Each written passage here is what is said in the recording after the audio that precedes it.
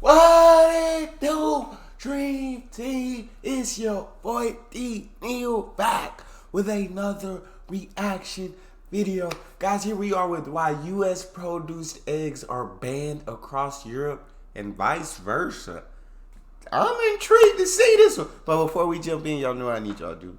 Slap that subscribe button, ring that notification bell, get a video a thumbs up so it gets suggested. Social media, Patreon, all top. You subscribe to any of it, put all the links in the description. All you gotta do is hit the link, follow me, talk to me. Love talking to you guys. And I'm human. I talk back. You got a favorite video suggestion? You can subscribe to Patreon. There's a Google form link in the description. What we got? In the United States Department of Agriculture, or the USDA, lays out regulations for how food products should be produced and processed to ensure food safety. The United States Food and Drug Administration, or the FDA on the other hand, determines the best food consumption practices to minimize health problems. Ironically, they also determine how much rat hair should be allowed in peanut butter, rat feces in your spices, and cigarette butts in your sandwich. Unless you find more than 30 insect fragments or one rodent hair per one. What did you? Because I felt like I just wasn't hearing it right. Say that one more time. Rat hair should be allowed in peanut butter, rat feces in your spices, and cigarette butts in your sandwich. Unless you find more than 30 insect fragments or one rodent hair per 100 grams of peanut butter, 9 milligrams of rodent poop per 1 kilogram of wheat, 75 mites per 100 grams of dried mushrooms, 1 maggot per 100 grams of tomato juice, and 13 insect heads every 100 grams of fig paste, the FDA expects you to compromise with the situation because, well, no food practice is perfect. Humans make mistakes. Restricting. Lying, bro. Why? I shouldn't have watched this one. I shouldn't have turned this video on, bro. I should not have. I'm trying to think if I eat any of these foods regularly, bro. I don't think I do. But oh my god, bro, you're no way. Because, no well, way. No food practice is perfect. Humans make mistakes. Ew. Restricting food laws will increase food prices, and bugs aren't that gross. Some of them are quite healthy. At the same time, the USDA has laid out guidelines for how commercial eggs should be produced, processed, and stored to make sure eggs remain safe for public consumption. The UK has their own regulations, but their regulations are quite opposite to those in the US, making it illegal for eggs produced in the UK to be sold in the US and those produced in the US to be sold in the UK. But if guidelines in both the cases are made for food safety and are in the public interest, why are they so contrasting to one another? Which of them is the right practice, or are both of them equally good? In the case of American eggs, the USDA requires its egg farms to properly wash and sanitize their eggs before they reach consumers in order to remove any dirt and feces on the exterior of the eggs. These contaminants are bacterial in nature and may pose a food safety threat when they enter a kitchen environment.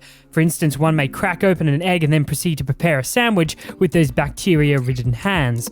Also, eggshells are porous, so there's a possibility of microbes leaking inside the egg. As per the regulation, eggs are washed with warm water at least 20 degrees Fahrenheit warmer than the internal temperature of the eggs and at a minimum of 90 degrees Fahrenheit. A detergent that won't impart any foreign odors to the eggs is also used. After washing, the eggs are rinsed with a warm water spray containing a chemical sanitizer to remove any remaining bacteria, and then are dried to remove excess moisture. Every step of this whole process is scientifically designed and must be executed with extreme care, otherwise this procedure can lead to more damage than good. For example, that sounds good, you know what I'm saying? Eggs are properly washed, you know what I'm saying? And so I'm not getting that bacteria on them, not getting that bacteria on my hands. The process sounds good to me. I don't see a problem in it, you know what I'm saying? Care. Otherwise, this procedure can lead to more damage than good. For example, the drying of eggs is crucial because a dry eggshell acts as a barrier to bacterial intrusion, while the presence of moisture makes the shell more permeable, exposing it to a pathogen attack. Furthermore, moisture itself may act as a medium for bacterial growth, and water provides an excellent vehicle for pathogens such as salmonella. The right temperature of warm washing water is important because water colder than the egg could cause the contents of the egg to contract, sucking polluted water in through the shell. Results may get worse if a facility is not careful enough to regularly change the washing water and eggs are left to sit in the dirty bath. With such high risk of bacteria, if cleaned improperly, the UK and almost all of the world except the US believe that eggs should not be washed or cleaned before they're sold to consumers. As far as dirty eggs are concerned, the EU's egg marketing law encourages good husbandry on farms.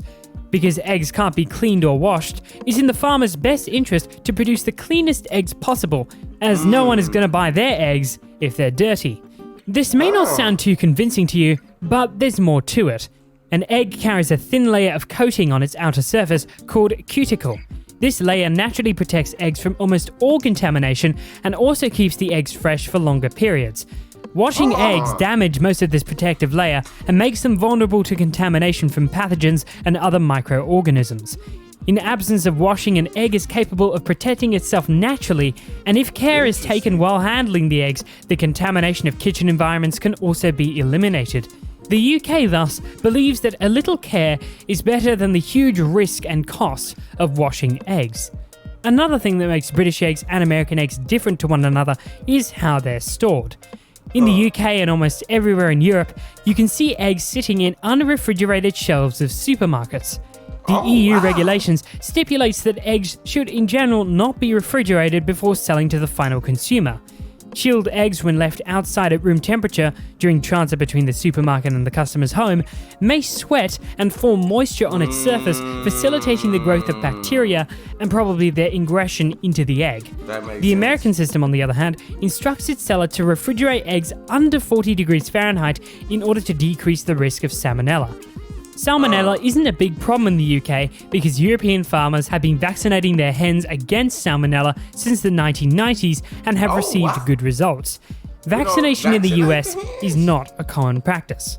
Because of all of these differences in how eggs are processed and stored in the two nations, British eggs are significantly richer in taste. But how would you know? British eggs can't be sold in the US, and the US ones in the UK. That's interesting. Me personally, I feel like both processes are good as long as I don't get sick from eating my eggs, which I've never gotten sick from eggs. So, but I'm interested to taste UK eggs if they're richer in flavor. Like, let me get some of that rich flavor. I'm interested. I love this video though. That was interesting.